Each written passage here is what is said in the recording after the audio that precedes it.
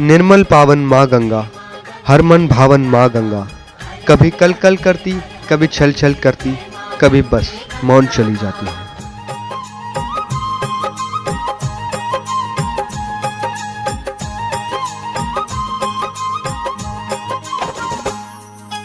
पावन मेरी गंगा माँ गौमुख बिटी ओणी हो, पावन मेरी गंगा माँ गौमुख बिटी ओणी। कई युगों बिटी कष्ट हरिणी, कई युगों बिटी कष्ट हरिणी, सभी मन क्यों का पाप बगोणी।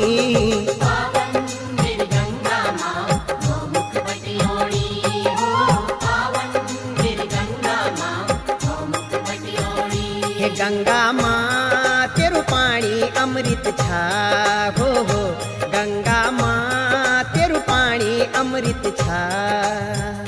गंगा माँ तेरू पानी अमृत छा। जो माँ गंगा सदियों से इस धरती को जीवन दान देती आई है, आज वही माँ गंगा इंसान से चीख चीख कर सिर्फ एक ही बात कह रही है कि कृपा करो और मुझे छोड़ दो।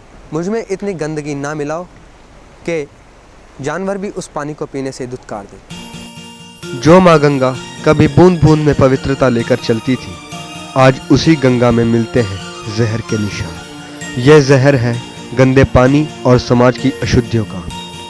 कभी केदारनाथ, कभी जम्मू कश्मीर के बाढ़ के बहाने कुदरत ने भी इसका विरोध किया है।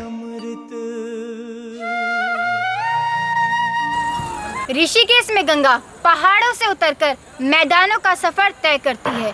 यहाँ गंगा तट पर कई बड़े बड़े होटल और आश्रम मौजूद हैं, जिनसे निकलने वाला गंदा पानी सीधे गंगा में डाला जाता है, जिससे अब स्थिति इतनी ज्यादा बिगड़ चुकी है कि गंगा अपने ही घर में मैली हो गई है।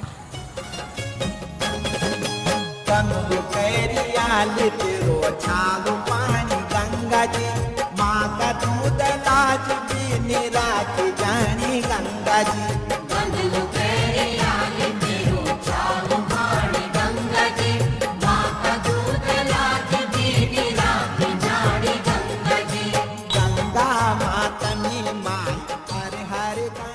गंगा भारत के लिए एक नदी नहीं बल्कि संस्कृति की जीवन धारा है और हज़ारों सालों से वो हम सब भारतीयों को और विशेषकर हिंदुओं को अपने जीवन जीने का एक तरीका प्रदान करती है, उसका कारण बनती है।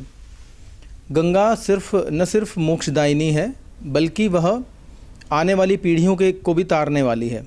तो इसमें ये जो समस्या है जो हम आजकल जगह जगह जिसकी चर्चा सुनते हैं कि गंगा प्रदूषित हो गई है, गंगा का पानी पीने लायक नहीं रहा, गंगा का पानी स्नान करने लायक नहीं रहा, ये समझ लेना होगा हम सब भारतीयों की। अगर गंगा नहीं रही तो भारत की संस्कृति भी नहीं बचेगी। इसलिए भारत को अगर बचाना है तो गंगा को बचाना परमावश्यक है।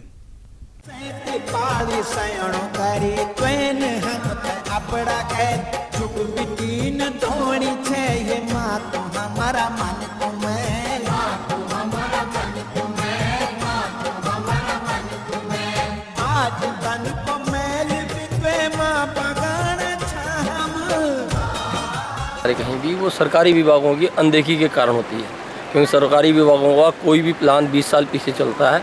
आज जो सीवर बह रहा है इसके लिए करीब 7 करोड़ रुपए गवर्नमेंट ने सामने पंप स्टेशन हमारे बाईं ओर बना हुआ है उस पर खर्च किए हैं और आज भी वो चालू नहीं है, क्योंकि वो जब चालू होता है तो आगे लाइन भ्रष्ट हो जाती है।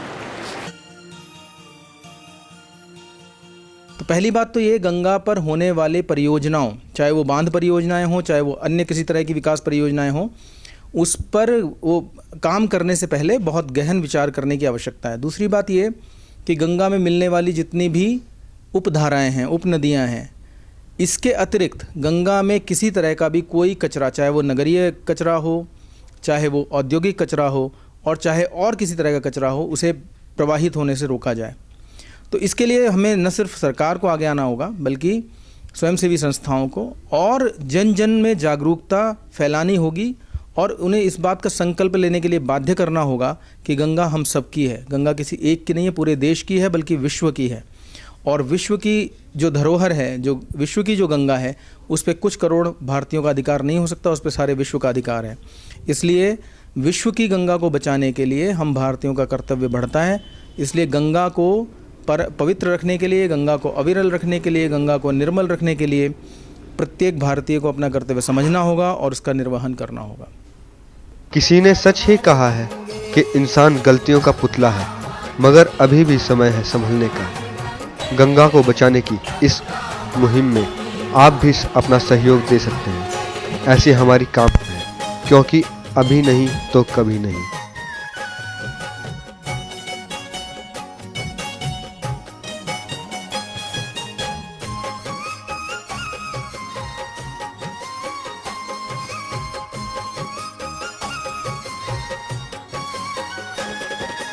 सैती पाड़ी सयणो करी तुने हम त अपड़ा के चुग बिटीन धोनी छे हे माँ तो हमारा